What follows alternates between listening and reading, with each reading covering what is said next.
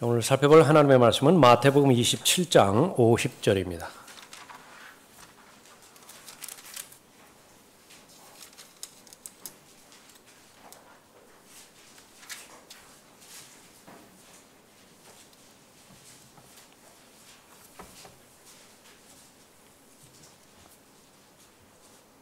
(50절부터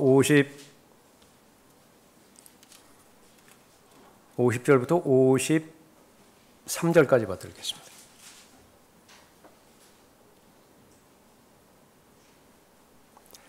예수께서 다시 큰 음성으로 소리 지르신 후 숨을 거두시더라. 그런데 보라, 성전의 휘장이 위에서 아래까지 둘로 찢어지고 땅이 흔들리며 바위들이 갈라지고 무덤들이 열리며 잠들었던 많은 성도들의 몸이 일어났으며 주께서 부활하신 후에 무덤에서 나와 거룩한 도성으로 들어가 많은 사람들에게 나타나더라. 자, 오늘 설교의 제목은 율법의 경륜을 끝낸 십자가입니다. 율법의 경륜을 끝낸 십자가. 그래서 교리적으로 구약과 신약 나누어지는 부분, 신약이 시작되어지는 부분은 50절이죠. 예수님께서 숨을 거두시더라. 이 표현은 특이한 표현이어서 자신이 목숨을 내놓는 표현입니다. 다른 사람에 의해서 살해당하는 것이 아니라 예수님께서 스스로 생명을 내어놓으시는 것이지요. 마태복음 26장에서 새 언약이 제정이 되어지고 그런데 그 유언한 자의 죽음이 따를 때에 그 유언이 새 언약이 효력을 발생을 하는 하나님의 법에 따라서 마태복음 27장 50절을 근거로 해서 구약과 신약이 나누어지게 되어지죠. 그래서 예수님께서는 숨을 거두시기 전에 율법을 다 지키신 것입니다. 안식일을 지키셨어요. 유월절 그 의식도 예수님과 관계가 있었죠. 하나님의 어린 양으로 오셨기 때문에 유월절 양으로 그렇게 죽으신 것이죠. 다 이루었다 말씀하실 때에 구약의 모든 율법을 다 이루신 것입니다. 누가복음 23장 42절 그 이후에서 십자가 옆에 달린 그 강도 하나가 구원받았죠. 예수 그리스도를 보고 주여라고 불렀습니다. 그때까지 예수 그리스도의 왕 되심, 진정한 왕 되심, 진리의 왕이시죠. 예수님은 이스라엘의 왕이 되시고요. 다가오는 왕국이 있습니다. 미래의 왕국. 미래의 왕국이 다가오는 왕국인데 그 왕국에 있어서의 이 동일한 왕이라고 하는 사실을 사탄 하나만 인식을 한 거예요. 나머지는 다 인식을 하지 못했습니다. 근데 그 다음으로, 사탄 다음으로 예수 그리스도께서 왕이심을 인식한 사람이 십자가 옆에 달린 강도입니다. 죽어가던 강도였어요. 주님의 왕국이 임할 때 나를 기억해 주십시오. 그렇게 예수님께 간구를 드리죠. 예수님께서 응답하십니다. 예수님께서 돌아가셨죠. 예수 그리스도의 죽으심을 근거로 한 이 십자가에서의 예수 그리스도의 그 죽음을 근거로 해서 강도가 구원받은 것입니다. 그 구원받은 강도는 자신이 구원받기 위해서 어떤 행위도 하지 않았어요. 교회 가지도 않았습니다. 제사장에게 가지도 않았어요. 이 구약의 경륜임에도 불구하고 제사장에게 가서 구원받은 것이 아닙니다. 이 구원받은 강도는 믿음으로, 은혜로 구원을 받은 거예요. 에베소서 2장 8절 9절에 근거해서 구원을 받은 것이죠. 그러니까 율법의 경륜이 다 끝나게 된 것입니다. 그래서 예수 그리스도를 왕으로 받아들였고요. 그 다음에 그 예수 그리스도를 주로 그렇게 마음으로 믿고 고백했기 때문에 구원을 받은 것입니다.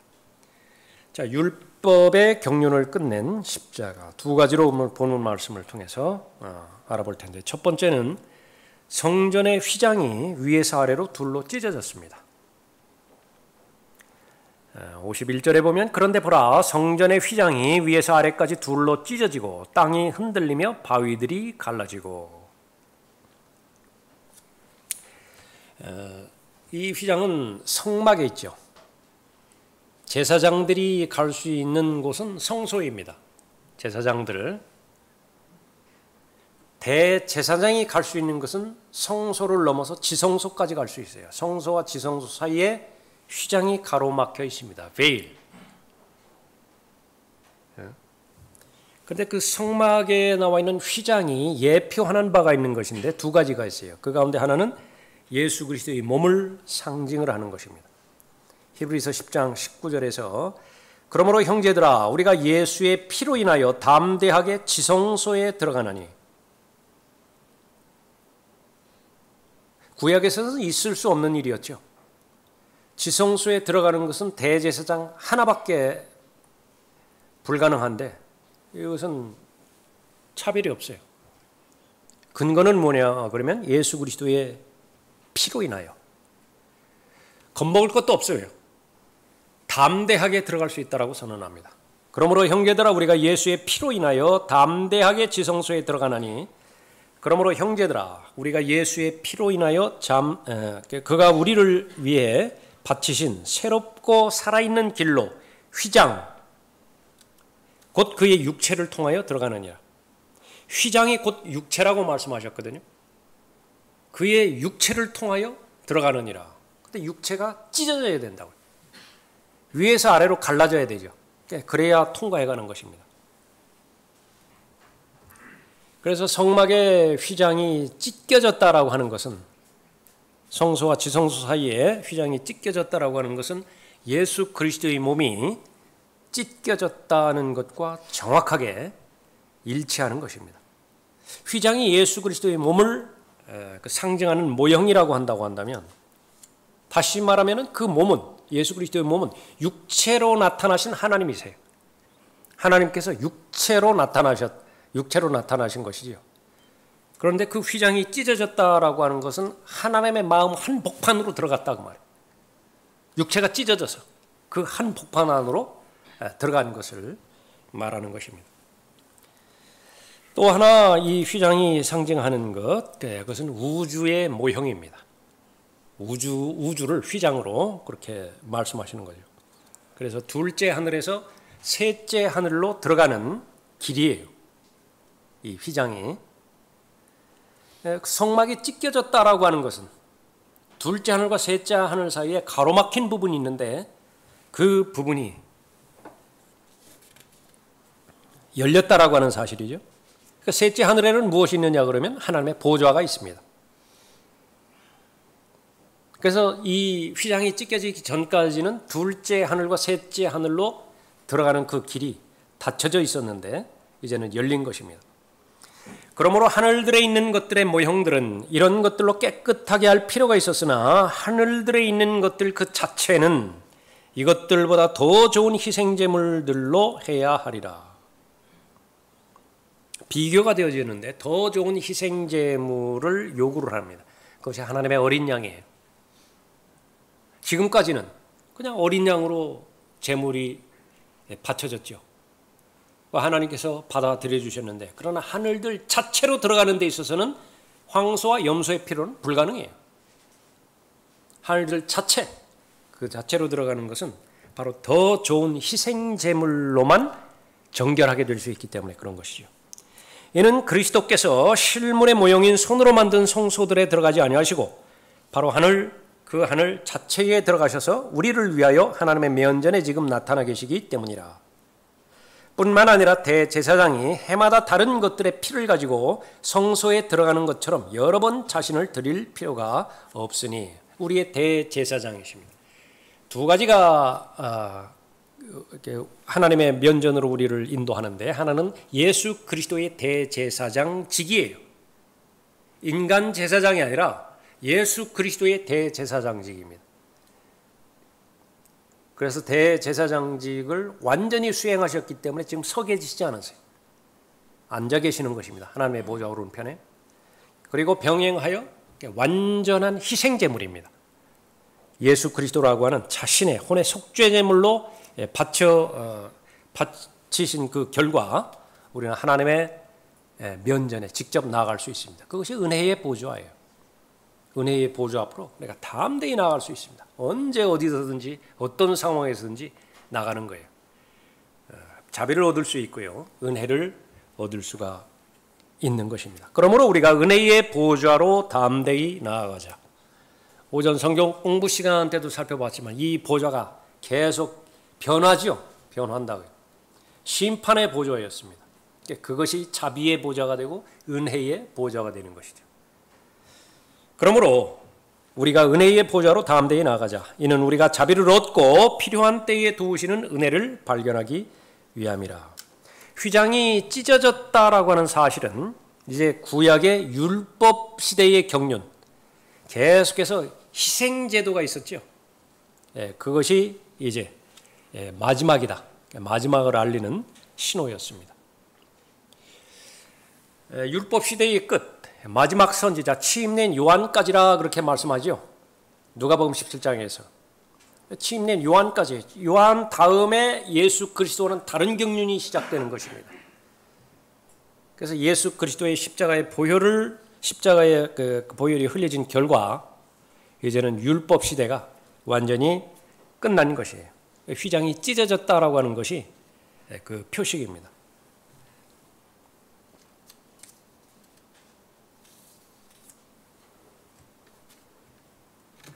이 성전의 휘장은 하나님과 사람 사이를 가로막는 벽의 역할을 했었습니다. 함부로 들어가지 못하는 거죠. 성전에 들어가는 모든 사람들, 그 휘장이 말을 해줘요. 무엇이라고 말을 해요? 여기까지야. 그러니까 너희들이 올 수 있는 한계는 여기까지야. 더 이상은 안 돼요. 그걸 고집하고 들어가면 죽는 거예요. 그런 제한이 이제 제거가 된 것이죠. 언제 그랬습니까? 예수님께서 죽으시는 순간에 숨을 거두시더라. 그렇게 했을 때에 위에서 아래로 휘장이 찢어진 것입니다. 여러분 많이 들으셨겠습니다만 이거 뭐 계속해서 연거푸 기름으로 칠해서 두꺼운 그런 커튼이죠. 휘장이죠. 말 한 필 정도가 아니라 말 한 팀이 이쪽 방향으로 끌고요. 말 한 팀이 한 4-5마리가 이쪽 방향으로 끌어도 이게 찢어지지 않는 그런 강한 강도를 가지고 있는 것인데 그것이 위에서 아래로 마치 칼로 한 번에 베어서 찢어 놓듯이 했다. 그 이어지는 그 51절 이후에 보면 휘장이 위에서 아래까지 둘러 찢어지고 땅이 흔들리며 바위들이 갈라지고 그랬죠. 이 지진도 하나님께서 일으키신 지진이죠. 바위가 막 터졌다고요. 전체가 막 뒤흔들려 버리니까 그 하나님의 힘에 의해 가지고 이 휘장이 위에서 아래로 찢어져 버린 것입니다. 지진의 힘으로. 여기에서 유다 이스카리ot이 창자가 터져 버렸죠. 이 지진에 의해 가지고. 그 찢어진 휘장, 그것은 유대의 희생제도의 마지막을 알리는 신호였습니다. 자, 그 찢어진 휘장, 그것은 하나님께로 나아가는 길이 하나님께 나아가기를 원하는 모든 사람들에게 열렸다라고 선언하는 것입니다. 은혜예요. 하나님의 자비 가운데서 누구나 원하기만 한다고 한다면 예수 그리스도께로 나아가서 하나님께서 베풀어 주시는 은혜의 구원을 받을 수 있다라고 하는 사실입니다. 또 성령과 신부가 말하기를 오라 하더라. 듣는 자도 오라 말하게 하고 또 목마른 자도 오게 하며 원하는 자는 누구든지 생명수를 값없이 마시게 할지어다. 요한계시록 22장 17절 말씀입니다. 예수님께서 처음으로 육신으로 이 땅에 내려오셨을 때에 유대인을 위해서 오셨죠. 자기 백성을 구원하기 위해서 오셨습니다.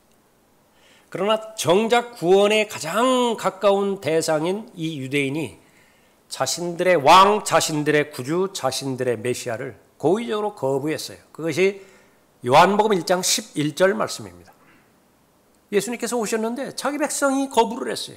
영접하지 않았어요. 그 다음으로 넘어가는 것이 12절입니다. 이제부터는 제한이 없어요. 누구라도 누구라도 예수 그리스도를 영접하기만 한다고 한다면, 그 이름을 믿기만 한다고 한다면 하나님의 아들들이 되는 권세를 주시는 것입니다. 그러니까 이 부분을 내려다본 거예요. 십자가에서 예수님께서 숨을 거두실 때 위에서 휘장이 아래로 갈라졌다, 찢어졌다. 공개적으로 다 누구든지 들어갈 수 있는 것입니다. 예수님께서 마태복음 그 4장에서 시험을 당하시고 그 다음에 유대인들에게 자신이 메시아임을 계속 선포하셨죠. 회개하라, 천국이 가까이 왔느니라. 계속해서 표적과 기적과 이적을 베풀어 주십니다. 가르칠 때마다 구약에서 선지서에 예언된 예언들, 시편에 예언된 예언들을 가지고 와서 그것이 나에게 적용되지는 말씀이라고 하는 것을 계속 강론을 하세요. 그런데도 계속 거부합니다. 많은 기적들이 일어남에도 불구하고 거부를 해요. 그러다가 마침내 마태복음 11장까지 오죠. 마태복음 11장까지 와서 이제는 그 초청의 범위를 유대인에게만 제한시키지 않습니다. 모든 사람에게 다 풀어주세요. 수고하고 무거운 짐진 자들아. 유대인들만 수고하고 무거운 짐을 지고 간 사람이 아니에요. 모든 죄인들 다 내게로 오라. 내가 너희를 쉬게 하리라. 그 말씀이 실현되어지는 것이 바로 십자가이죠. 그러니까 율법의 경륜을 끝내시는 것입니다. 거기에는 바로 초청이 있는 것이죠. 구원으로의 초청이 있는 것입니다. 누구든지 주의 이름을 부르는 자는 구원을 받으리라. 휘장 하나만 있습니다. 하나님께 나아가는 길, 여러 개 있는 것이 아니라 단 하나의 길. 내가 길이요 진리요 생명이로 했을 때 유일한 길, 유일한 진리, 유일한 생명이라고 하는 의미죠. 그러므로 다른 이에게는 구원이 없나니 이는 하늘 아래서 우리가 구원을 받을 수 있는 다른 이름을 인간에게 주신 적이 없습니다. 성령에 의하지 않고서는 예수를 주라고 부를 수 없어요. 예수 그리스도 외에는 구원이 없는 것입니다. 수많은 종교 창시자들 하나를 물어보면 됩니다. 그 사람이 죄를 위해서 죽었는가? 그 종교 창시자가 죄를 위해서 죽었는가? 그 종교 창시자가 나를 위해서 죽었는가? 아니거든요. 공통적인 것은 계속해서 가르침들을 만들어 놔요. 무슬림은 무슬림대로, 또 불교는 불교대로, 힌두교는 힌두대로 그 가르침들을 만들어 놓고 그 가르침들을 강요하는 것입니다. 그것을 믿으라는 것이에요. 모하메드는 나를 위해서 죽지 않았고요. 부처 역시 마찬가지로 나를 위해서 죽지 않았습니다. 몰몬교의 창시자 요셉 스미스, 나를 위해서 죽지 않았어요. 나를 위해서 죽으신 분은 유일하게 예수 그리스도이십니다. 그분께로 나오는 사람은 차별이 없어요. 영원히 구원받는 것입니다. 휘장이 찢어졌을 때 하나님의 보좌는 이제 공개되었습니다. 누구든지 원하면 갈 수 있어요. 가지 못하는 것은 원하지 않기 때문이라고 말씀하고 있는 것이죠. 그 전에는 제사장이라고 하는 중보자를 통해서만 가능했습니다. 그것도 재물을 가지고 가야 돼요. 그러나 이제는 중보자가 바뀌었죠. 우리의 대제사장이신 예수 그리스도께서 우리의 중보자가 되시는 것입니다. 더 이상 율법도 필요 없고요. 더 이상 양을 잡지 않아도 됩니다. 더 이상 인간 제사장을 필요로 하지도 않는 것입니다. 두 번째로 율법의 경륜을 끝낸 십자가의 사건, 많은 성도들의 몸이 일어났습니다. 52절 보십시오. 무덤들이 열리며 잠들었던 많은 성도들의 몸이 일어났으며 주께서 부활하신 후에 무덤에서 나와 거룩한 도성으로 들어가 많은 사람들에게 나타나더라. 신약성경에서 가장 어려운 책이 마태복음이라고 말하는데 마태복음 중에서도 가장 어려운 본문이 지금 현재 본문입니다. 예.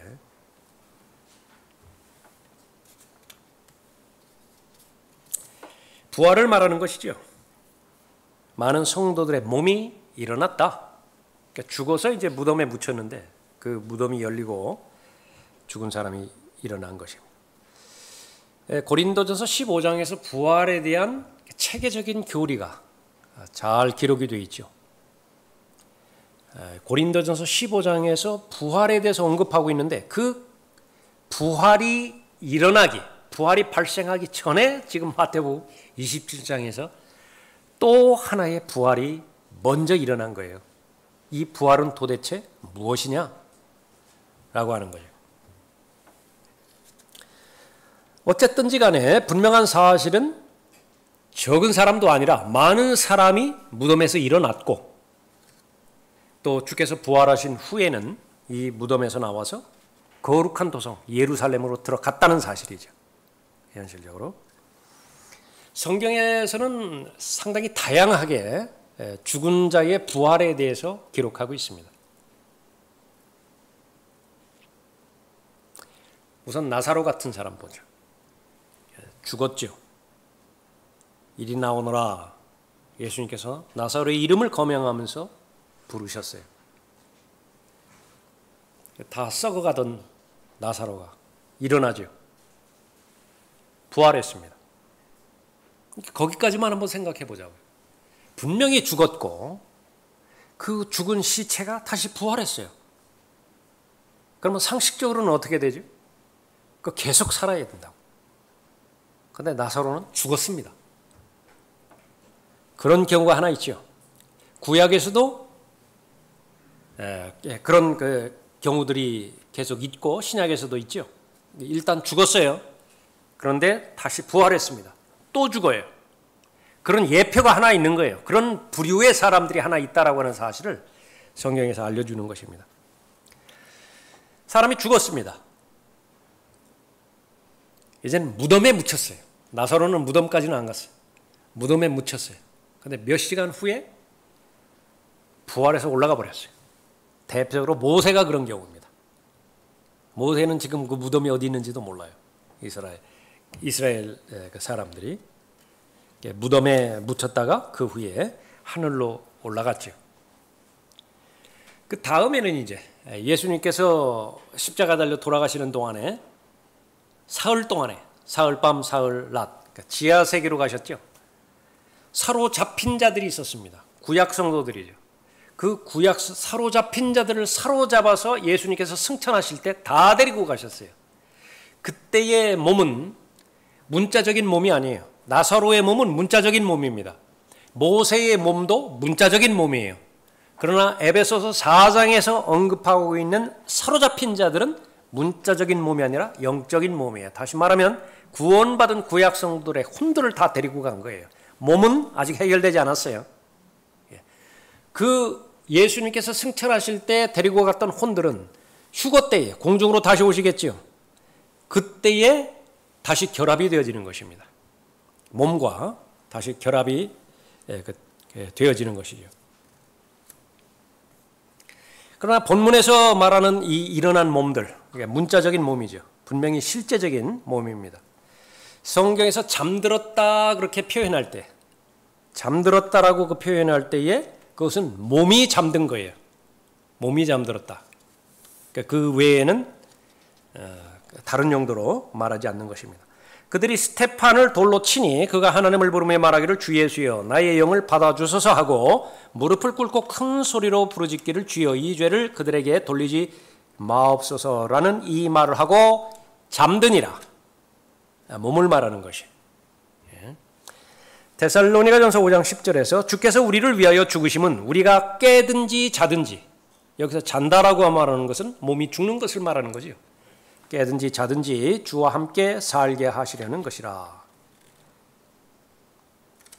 이 구약 성도들이 이제 일어났다라고 하는 것을 말하는 것인데, 그 성경에서는 이 첫 번째 부활이 세 부분으로 이루어졌다라고 하는 것을 말하죠. 첫 번째 부활은 생명의 부활입니다.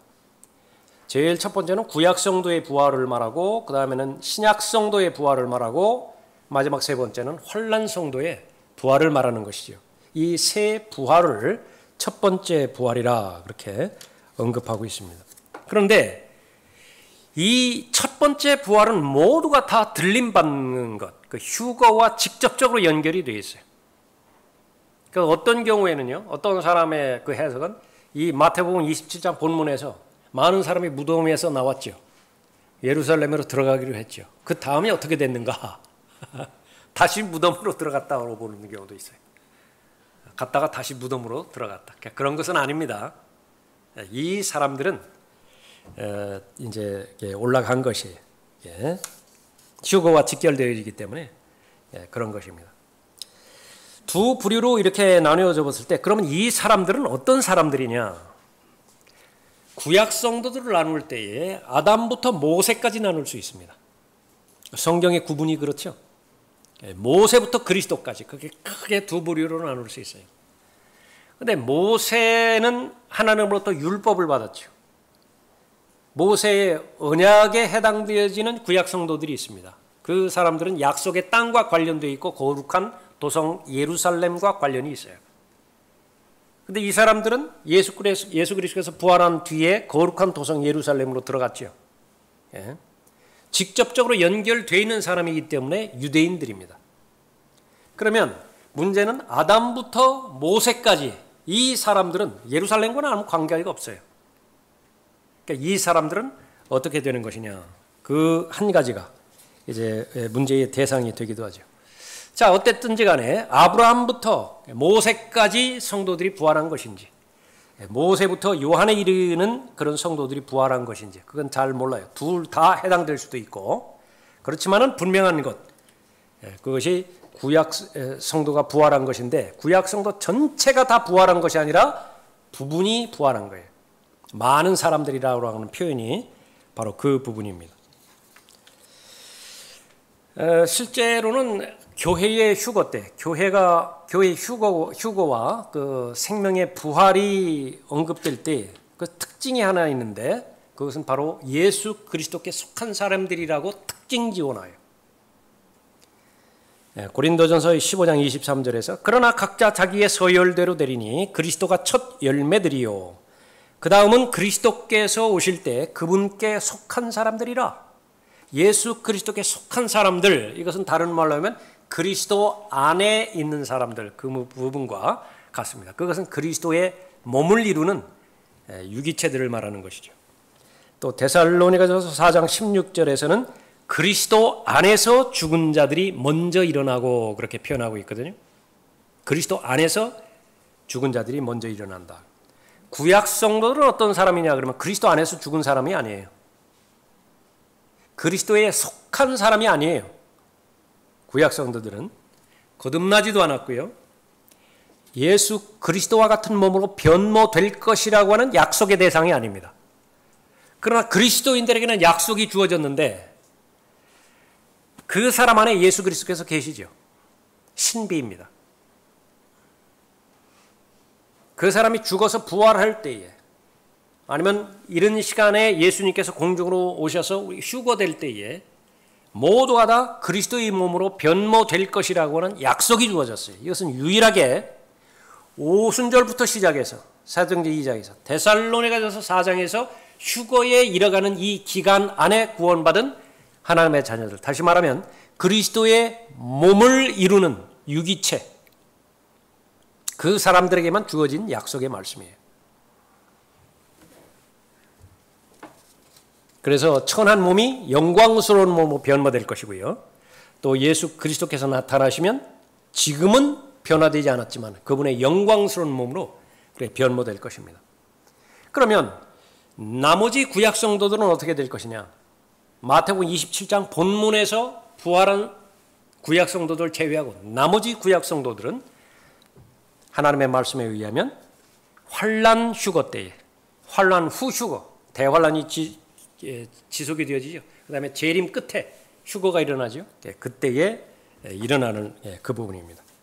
마태복음 24장 29절에서 그날들의 환난 후에 즉시 해가 어두워지며 달이 그 빛을 내지 아니하며 별들이 하늘에서 떨어지고 하늘들의 권능들이 흔들릴 것이라. 그 후에 하늘에 있는 인자의 표적이 나타나리니 땅의 모든 지파들이 통곡할 것이며 또 그들은 인자가 권세와 큰 영광으로 하늘에 구름을 타고 오는 것을 보리라.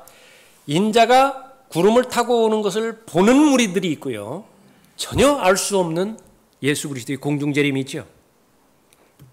이 보는 무리들은 다 환난 후 휴거를 말하는 것입니다. 그리스도인들은 이 휴거가 있기 전에 교회의 휴거 때 이미 들림받아 올라간 무리들이에요. 그러나 구약 성도들은 이 환난 후 휴거 때에 들림받아 올라가는 것입니다. 그래서 환난 성도들과 구약 성도들의 상황, 그것은 거의 비슷합니다. 거의 비슷해요. 이 교회가 휴거될 때 구약 성도들이 같이 휴거된다라고 한다면 어떤 일들이 벌어지겠는가? 그러니까 가능성은 두 가지입니다. 이제 남은 휴거가 그 두 가지밖에 없죠. 교회의 휴거가 하나 남았죠. 그때 구약 성도들이 휴거될 수도 있고, 환난 후 휴거가 남아 있는데 그때 구약 성도들의 나머지 부분들이 휴거가 될 수 있고, 이거 두 가지가 다 아니면 천년왕국 끝난 다음에 이제 들어가겠죠. 그렇게 들어갈 것입니다. 그러나 이제 교회의 휴거 때 부활한다라고 한다면 어떻게 되는 것이냐? 조금 전에 살펴봤던 나사로의 부활 있죠. 그것과 똑같아집니다. 그것과 똑같아지는 거예요. 이 사람들은 교회 휴거 때 그리스도의 몸된 교회는 하늘로 올라가서 영광스러운 몸을 입고 예수 그리스도와 영원히 있게 되지만, 이 구약 성도의 나머지 부분들은요, 휴거와 더불어서 부활하면서 대환란으로 들어가는 거예요. 팔레스타인으로. 그러니까 무엇을 하는 것이냐? 요한계시록 7장부터 그 일이 진행되는 것이, 천국 복음을 맡은 자로서 그 일들을 감당을 하는 것입니다. 그러면 나중에 어떻게 되죠? 또 한 번 죽어요. 그런 사람이 어디 있습니까? 모세가 그렇다고요. 모세가 죽었다가 다시 부활해서 승천했죠. 다시 내려오죠. 요한계시록 11장에서. 그러니까 대환란 때 또 죽어요. 목베임 당해가지고 죽는다고요. 그러다가 다시 올라가죠. 쉽지만은 않은 그런 사실이지만은 이 하나님의 말씀에 의하면 그렇게 되는 것입니다. 왜 구약 성도는 교회의 휴거, 데살로니가전서 4장에서 휴거될 때 올라가지 못하는 것입니까? 거듭난 적이 없기 때문에 그래요. 신약 성도와 같은 구원에 참여하지 못하기 때문에 어떠한 영광스러운 몸도 받지 못하는 것입니다. 구약 성도들 가운데 어떤 사람도 예수 그리스도처럼 되지 않아요. 예수 그리스도와 같지 않은 것입니다. 우리 시민권은 하늘에 있으므로 우리가 그곳으로부터 오실 구주이신 주 예수 그리스도를 기다리고 있으니 그가 만물을 자신에게 복종시키는 그 능력의 역사로 인하여 우리의 천한 몸, 아주 악한 몸입니다. 죄로만 이루어진 몸이에요. 이 몸 때문에 하늘나라로 직접 못 간다고 그랬죠. 구원 받았음에도 불구하고. 이 천한 몸을 그분의 영광스러운 몸, glorious body, 영광스러운 몸으로 죄 흠이 없어요. 점이 없다고요. 변모시키리라 말씀하십니다. 또 요한일서 3장 2절에 보면 아직 나타나진 않았지만 하나님의 아들들이 나타나면 우리가 예수 그리스도와 같이 되리라는 것을 안다 말씀하고 있습니다. 이런 약속들을 받지 않은 구약 성도들은 어떻게 될 것이냐? 역시 마찬가지로 쉽지 않은 그런 부분이지만은요, 남성성, 여성성을 유지할 가능성이 많습니다. 그리스도인들은 모두가 다 남성으로 되죠. 예수 그리스도와 같은 33세 반의 남성으로 되는 거예요. 그래서 혼인이 없어요. 그게 다 남성들이기 때문에. 그러나 구약 성도들은 그분과 그런 그리스도인에게 주어진 약속의 대상이 아니기 때문에 다르다라고 하는 것입니다. 남은 구약 성도들, 마태복음 27장 본문에서 부활하지 못하고 남은 구약 성도들, 교회 휴거 때 부활할 가능성이 하나 있고요. 환난 후 휴거 때 부활할 가능성이 있는데 이 가능성이 가장 높습니다. 그리고 마지막 심판 때에, 그 두 번째 경우가 아니라고 한다면 마지막 심판 때, 환난 끝에 부활하지 않는다라고 한다면 천년 왕국이 지난 다음에 큰 백보자 심판이 있죠. 그때에 이제 부활할 것이. 자, 가장 어려운 부분이니만큼 이렇게 이 부분보다 먼저 깊이 들어가기에는 한계가 있을 것입니다. 명확한 사실은 무엇이에요? 십자가를 통해서 율법의 경륜이 종결됐다라고 하는 사실입니다. 끝난 것이에요. 지금 율법의 저주 아래 놓여 있는 그 모든 사람들, 끝날 때까지 내가 구원받았는지 구원받지 못했는지 구원의 확신이 없습니다. 한 번 받은 구원이 영원히 보장된다라고 하는 그 부분들은요, 구약 시대의 성도들은 어떠한 사람도 주장하지 못해요. 얼마든지 구원을 잃어버릴 수 있습니다. 의로운 행위가 중단되어져 버린다고 한다면 얼마든지 자신이 받은 구원을 잃어버릴 수가 있기 때문에 그렇죠. 끝까지 견뎌야 되는 거예요. 교회 시대만을 제외하고 교회 시대 이후의 대환란이라든지 천년왕국에서도 끝까지 견뎌야 구원이 보장되고요. 교회 시대 이전에 율법 시대에 있어서도 끝까지 견뎌야 구원이 보장되는 것입니다. 유지되는 것이에요. 얼마나 거기는 자유가 없습니까? 얼마나 두려워요. 그런데 왜 우리는 이 하나님의 은혜의 시대에 그렇게 태어나서 구원받게 되는 것이냐? 설명 불가해요. 하나님의 은혜를 설명하는 데는 한계가 있습니다. 그냥 받아들일 뿐이에요. 감사로 받아들일 뿐입니다. 하나님께서 베풀어 주신 은혜에 대해서 누리면 되는 것입니다. 감격해하는 것이고요. 그와 더불어서 우리에게는 거룩한 의무가 주어집니다. 특권과 더불어서 의무가 주어지죠. 전쟁 중에 벌어졌는데 다 굶어 죽죠. 어느 그 지역에 가봤더니 거기에 먹을 것이 아주 쌓였어요. 그것을 이 문둥병자 4사람이서 실컷 먹습니다. 가만히 보니까 양심이 이제 움직이기 시작해요. 우리가 아무 말 하지 않는 것은 죄를 짓는 것이다. 왜 그렇습니까? 그 성에서는 굶어 죽어가고 있거든요.